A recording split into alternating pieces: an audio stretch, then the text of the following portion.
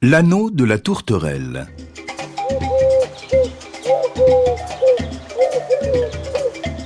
Un jeune garçon nommé Ségué Karambé était un oiseleur heureux. Chaque fois qu'il allait visiter ses pièges, il y trouvait de nombreux oiseaux capturés. Il avait attrapé toutes les espèces qui existent au monde, à l'exception d'une tourterelle à gorge noire que les Peuls appellent Korkundururu et les Bambara Buruntuba Kanfi.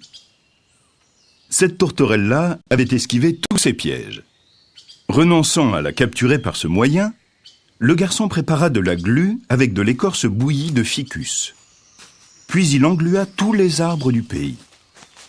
La tourterelle, qui ne connaissait pas ce piège, alla se poser sur une branche, et ses pattes furent prisonnières de la matière poisseuse. Ségué Karambé accourut pour s'emparer de sa victime. « Jeune homme, lui dit l'oiseau, ton habileté a été plus grande que ma méfiance, mais si tu me laisses la vie sauve, je te donnerai quelque chose dont tu seras content, et ton père avec toi, car il ne sera plus obligé d'aller à la chasse avec son chien, comme il le fait par tous les temps. »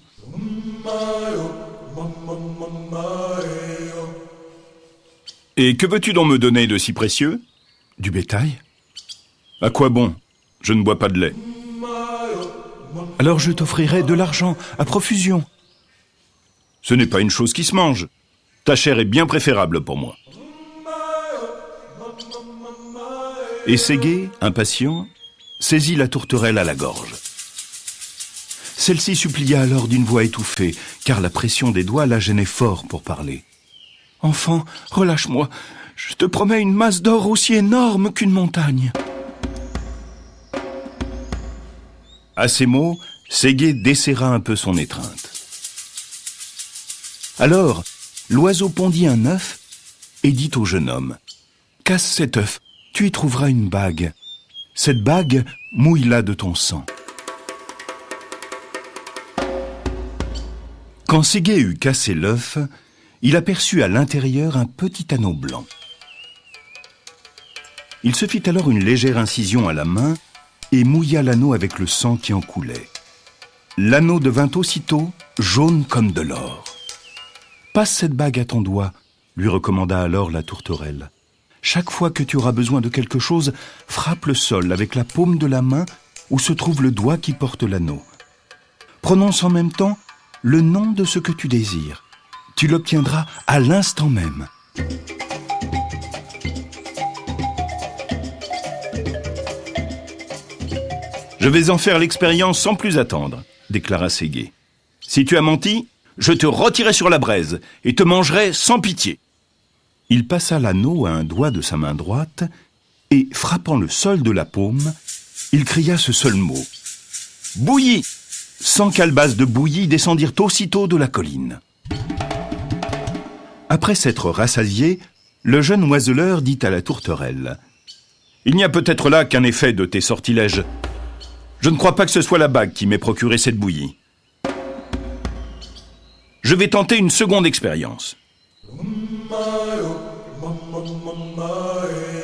Alors, frappant la terre de nouveau, il appela « Mon père, ma mère, venez manger de la bouillie !» Aussitôt, il vit ses parents à ses côtés.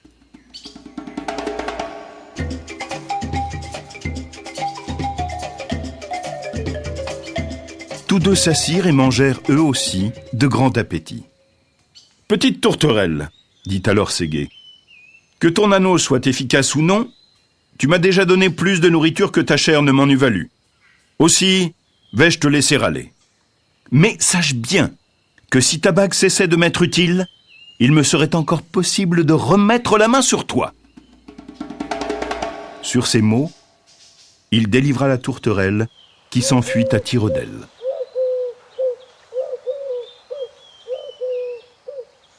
Ségué Karambé s'en retourna dans son village, accompagné de ses parents. Mais la marche fatiguait beaucoup ces derniers, qui n'avaient pas pu se rendre compte de la longueur du chemin en venant, ayant été transportés par la vertu de l'anneau. Ségué, les voyant marcher péniblement, frappa la terre du plat de sa main en disant « Il me faut 3 chevaux alezans ». Sur le champ, 3 chevaux tout harnachés et dont la crinière et la queue étaient décorées de fils d'or sortirent du sol à l'endroit même où Ségué avait frappé.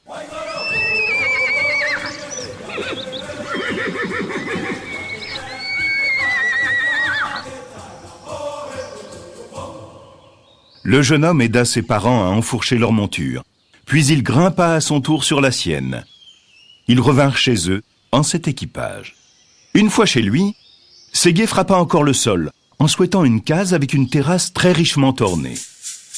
Et à ce vœu, une case sortit de terre, aussi haute qu'une montagne, et si solide qu'elle pouvait défier les assauts des tornades les plus furieuses. Toute la famille s'y installa.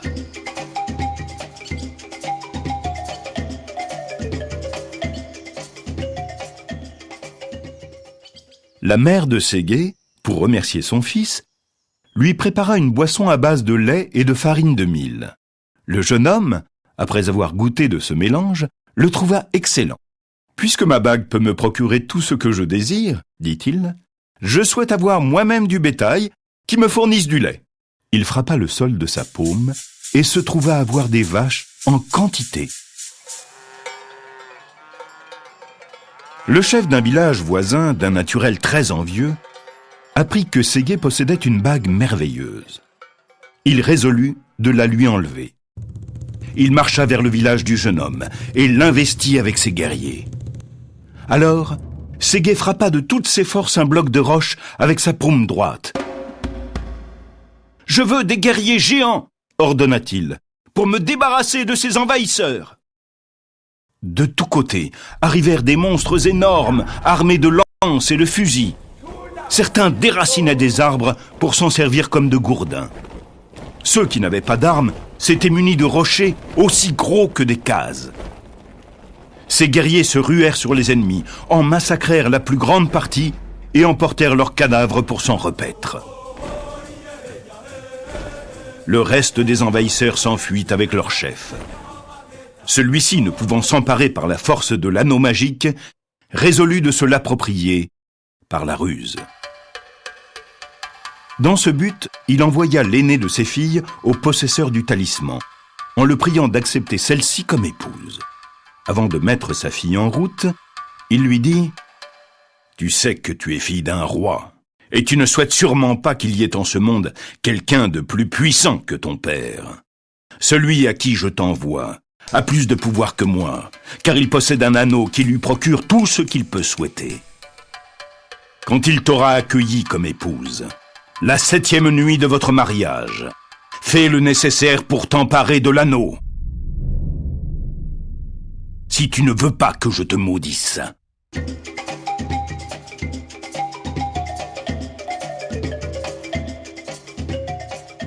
Quand la jeune fille se présenta chez Ségué, elle lui plut tant qu'il l'accepta de grand cœur pour femme. Le 7e soir, au moment d'aller dormir, elle dit à son mari « Tout bon mari doit offrir des présents à son épouse. »« Je te donne 100 captives, » lui répondit Ségué. « Chez mon père, j'en avais 200, » répliqua la jeune femme. « Je te ferai présent de bracelets pour tes bras et tes chevilles. Il y en a à foison chez mon père. » « En ce cas, que veux-tu de moi ? La bague que je te vois au doigt. »«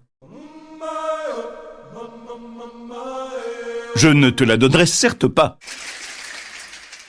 Puisqu'il en est ainsi, laisse-moi me retourner à l'instant chez mon père. » Ségué, désespéré de voir partir son épouse, céda. « Tiens, dit-il, voilà la bague, prends-la donc. Maintenant que tu m'en as fait don, il te faut m'indiquer comment m'en servir. »« Si le désir te vient de quelque chose, répondit Ségué, frappe la terre du plat de ta main en nommant à voix haute l'objet convoité. » La jeune femme, alors, frappa le sol de sa paume, en disant « Anneau de l'oiseleur, ramène-moi dans ma case. » À l'instant même, elle se trouva transportée dans la case de son père, et tous les biens que Ségué avait obtenus grâce à la bague la suivirent, car ils ne pouvaient rester séparés de leur maîtresse. Le lendemain, la perfide épousée remit l'anneau à son père, et celui-ci fit ses préparatifs pour aller détruire le village de son gendre.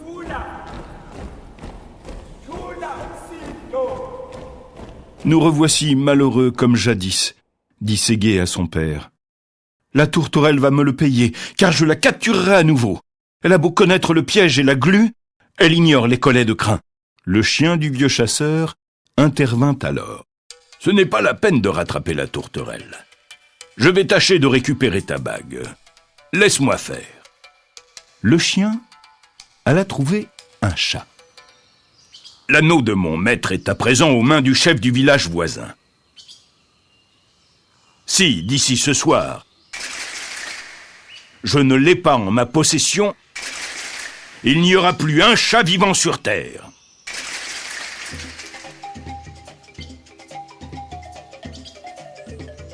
Le chat, à son tour, s'en alla trouver un rat.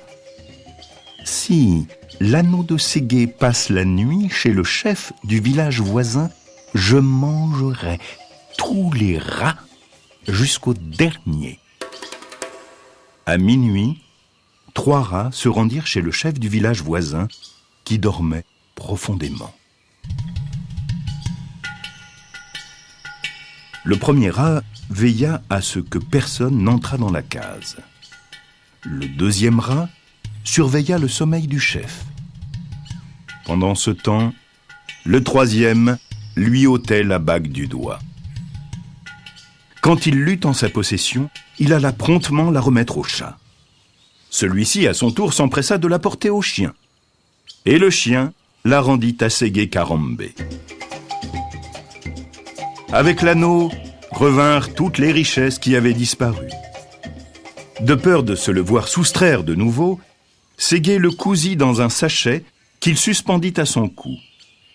Puis il dit « Anneau, porte-moi loin des autres hommes, là où nul ne pourra m'attaquer. » En un clin d'œil, Ségué, sa famille et ses biens se virent transportés sur une montagne inaccessible et d'une prodigieuse hauteur.